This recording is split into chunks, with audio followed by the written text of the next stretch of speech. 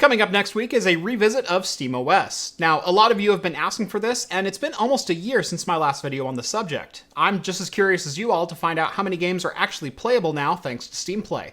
But first, we gotta build a PC to test it with.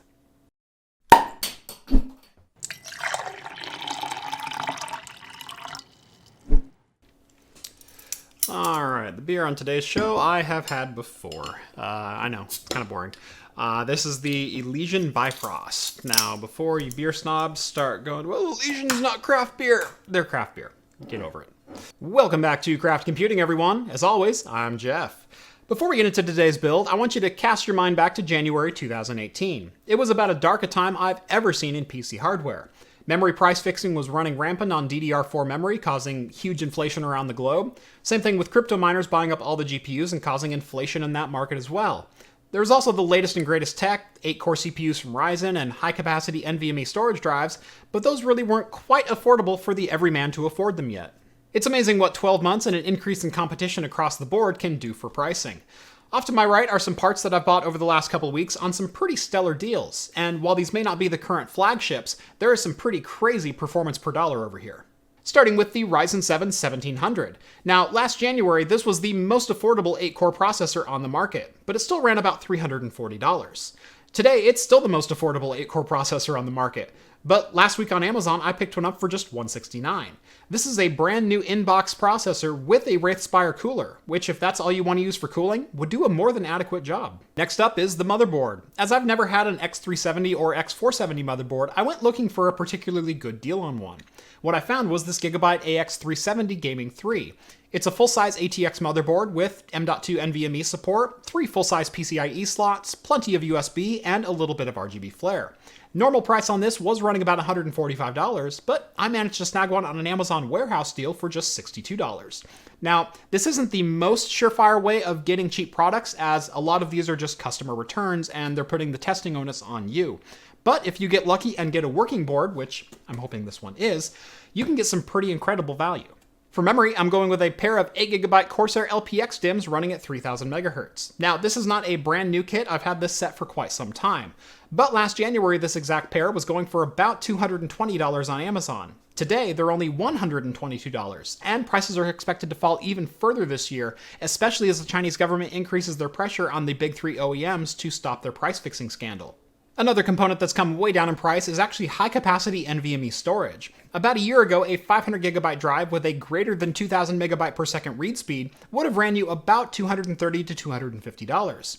Today, that Silicon Power unit over there is a 500GB drive with a 3200 MB per second read speed, and it's just $85. For cooling, I'm actually going to go with an AIO. This is the Deepcool Captain 240 Pro. Now, you don't necessarily need this for this particular build, especially because, again, that Ryzen 1700 comes with the Wraithspire cooler.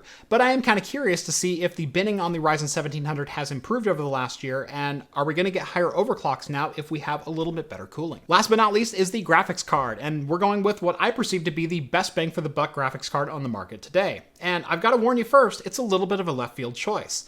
It's actually the Vega 64.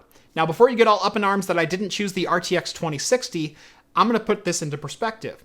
The RTX 2060 competes directly with a GTX 1070 Ti as far as performance goes. The Vega 64 actually competes and in a lot of cases beats a GTX 1080. Plus it has 2 more gigabytes of memory on it, and I picked this up for just $399 on a Newegg Black Friday special. An RTX 2060 is actually a very close second choice for me, but in this case, I've got to give the nod to the Vega. As for the case, I think I'm going to throw this all into my Gamdius Talos M1 over here behind my shoulder. It's a pretty solid mid-tower case with a swinging tempered glass door and RGB fans built in, although I think I'm going to replace the RGB fans with a set of XSPC addressable RGB ones. The power supply is also from Gamdius. It's the Astrape 650G. It's a fully modular 650 watt 80 plus gold power supply with RGB lighting integrated. It's $109, so it's not the cheapest one around, but it is pretty well rounded and a pretty solid value overall. Now the moment you've all been waiting for, let's cue up that B-roll montage.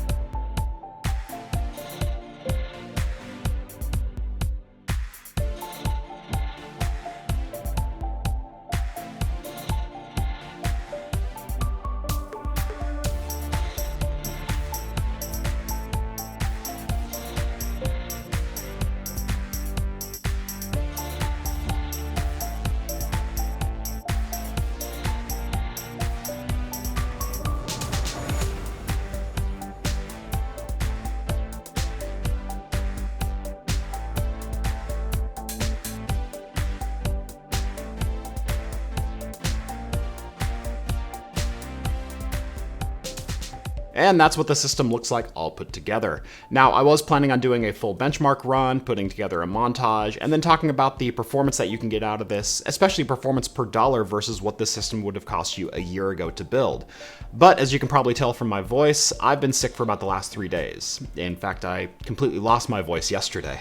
So instead, I'm just going to leave you with a little bit more B-roll of the build itself, and we'll talk about performance and metrics in my SteamOS revisit, which should air sometime next week. As I mentioned in the intro to this video, the whole purpose of building this PC was actually to do a SteamOS revisit. However, I'm not actually going to be installing SteamOS on this box. Instead, I'm going to be running Ubuntu 18.04 and installing Steam on top of that. The main reason for that is SteamOS actually doesn't have support for Vega graphics cards, and getting into the shell to install the open source AMD drivers is actually a little bit tricky on that. So instead, Ubuntu does have out-of-the-box support for Vega, and it should make the whole process a little bit more seamless. And that's going to do it for me in this one, guys. Make sure to like the video, subscribe to Craft Computing if you haven't done so already, follow me on Twitter at Craft Computing, and if you're interested in financially backing the channel, make sure to look me up on Patreon, where a minimum donation of $1 a month can get you access to my exclusive Discord server, chat with myself and the other hosts of Talking Heads pretty much any time of day. As always, thank you guys so much for watching this one, and I will see you in the next video.